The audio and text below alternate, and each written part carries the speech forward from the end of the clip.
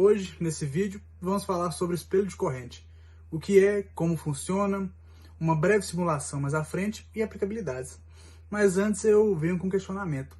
Você sabia que praticamente todo chip analógico ele existe dentro de um copiador inteligente?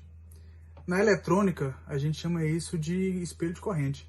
Basicamente, é um circuito simples com dois transistores, em que são projetados para copiar uma corrente elétrica de um lado e replicá-la exatamente igual na saída, independente da carga que está conectada por lá. Mas então, agora, como é o funcionamento do espelho de corrente? O segredo está na tensão base-emissor, ou seja, o VBE, em que o primeiro transistor é ligado com um diodo, forçando uma tensão específica na base. Como o segundo transistor está em paralelo, ele enxerga exatamente a mesma tensão. Ou seja, o que acontece a partir daí? Se os transistores forem idênticos e tiverem a mesma tensão na base, a física obriga que eles tenham a mesma corrente no coletor. Ou seja, é como se o segundo transistor fosse exatamente um clone que obedece ao primeiro transistor. Mas temos um outro questionamento. Por que ao invés de transistores não é utilizado resistores no lugar? A gente responde da seguinte forma, que na década de 60, com o surgimento dos circuitos integrados, engenheiros como, citando um deles, Bob Widler, perceberam um problema.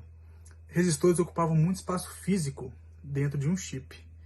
E transistores, eles são muito pequenos, transistores são minúsculos. Ou seja, o espelho de corrente virou a solução padrão para polarizar circuitos inteiros, como amplificadores operacionais, economizando assim espaço e garantindo estabilidade. Concluindo, podemos dizer que o espelho de corrente é a base da polarização em chips modernos, em que o mesmo garante eficiência e ao mesmo tempo é compacto.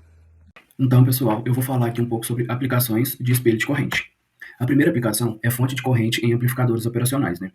O espelho de corrente, ele vai garantir para a gente uma corrente de polarização estável no circuito, a precisão também, né? Porque os transistores, eles são idênticos, né? E geram para a gente uma corrente copiada muito idêntica com a corrente original. Independência da carga também, né? A gente pode variar a carga no ampliómetro, né? Tem um certo limite, mas isso garante para a gente que dentro desse limite, a gente pode estar variando a carga, que essa corrente ela vai ser 100% idêntica à original. Outra aplicação são multiplicadores e geradores de corrente proporcional. A gente, dependendo da ligação que a gente fazer no circuito, a gente pode ter várias correntes copiadas, né? E também até dobrar essa corrente, ou dividi-la também. Outra maneira, a gente pode usar resistores de tamanhos diferentes, né? Se a gente tiver um transistor onde ele é 2 vezes maior, a relação WL dele, a gente tem uma corrente também 2 vezes maior, copiada, né? Isso é muito útil em circuitos analógicos integrados. Na robótica, em reguladores de tensão, conversores AD e DA, em OTA e também PLS.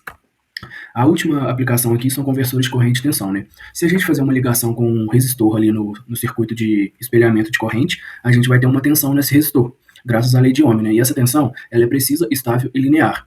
Como isso é usado em sensores, esses sensores não geram tensão, e o espelho de corrente ali junto com o resistor faz isso, gera essa tensão precisa, né? E a gente encontra essa configuração em câmeras, em placas, em sensores, né? E também em microfones profissionais. Essas são as aplicações aí que eu achei bem interessante. Fazendo a simulação de um exemplo de caso real baseado em espelho de corrente, o circuito push-pull é utilizado como buffer.